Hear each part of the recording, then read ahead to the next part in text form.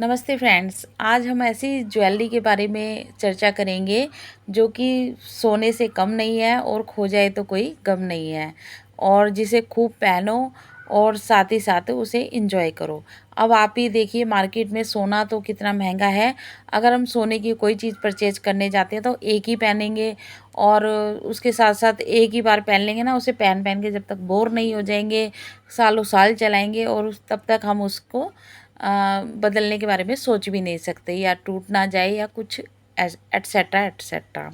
तो यार मैंने कुछ ऐसी ज्वेलरी वेयर की है जो कि बजट में भी है। यहाँ जितनी भी चीज़ें मैंने परचेज की है वह 150 से 100 के बीच में है।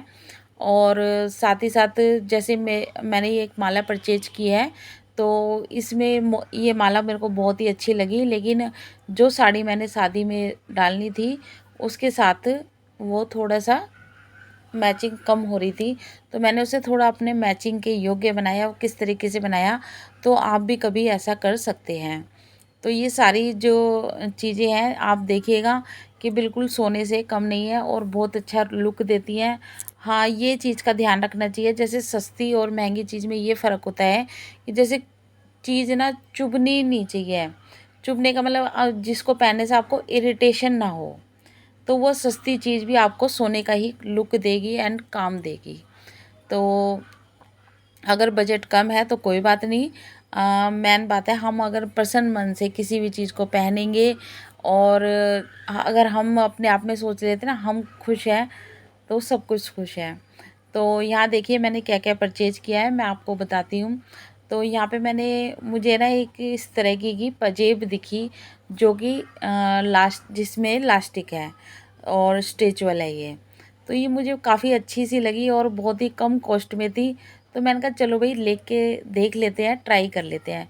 वैसे मैं ऐसी चीज़ें कम ही परचेज करती हूँ, पर क्या है ना, जो मेरे पास पजेब थी वो काफ़ी घुंघरुओं वाली थी, और पुरानी मतलब घुंघरुओं वाली थी, जो कि शादी में मेरे पापा ने चढ़ाई थी। तो कई बार ऐसा होता है ना कि ज़्यादा घुंघरुओं वाली साड़ी से जो हमारी साड़ी की फॉल है ना वो खिंच जाती है।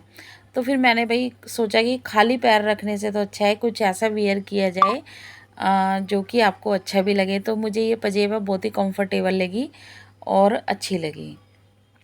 हाँ, अगर इसे हम आड़ा करके पहनते हैं ना तो ज़्यादा अच्छा लुक नहीं आ रहा, बट इसी शेप में पहन रहे हैं तो काफ़ी अच्छी लग रही है। तो और ये माला एक देखिए, इसमें रेड कलर है, तो ये बहुत अच्छा लग रहा था। वैसे आप गले में डालें तो बहुत अच्छी लगेगी और बहुत अच्छा लुक देंगी, लेकिन मैंने इसे थोड़ा शादी की साड़ी के साथ मैच करा। तो जो इसमें छोटे रेड कलर के मोती थे, उसको मैंने जो नेल पेंट होता है इसकी सहायता से मैंने इसको थोड़ा कलर दिया, जिससे कि ये बिल्कुल साड़ी से मैच कर गई एकदम से, और एक अच्छा सा लुक क्रिएट हो गया। तो मैंने इसके तीन, एक तरह से तो ये है ही रेड कलर के मोतियों वाली, फिर मैंने इसको एक मोती छोड़ के एक मोती में किसी और फंक्शन में परचेज करा, मतलब पहना, और फिर मैंने इसके सारे मोती हैं जो उस साड़ी की मैचिंग के कर दिए।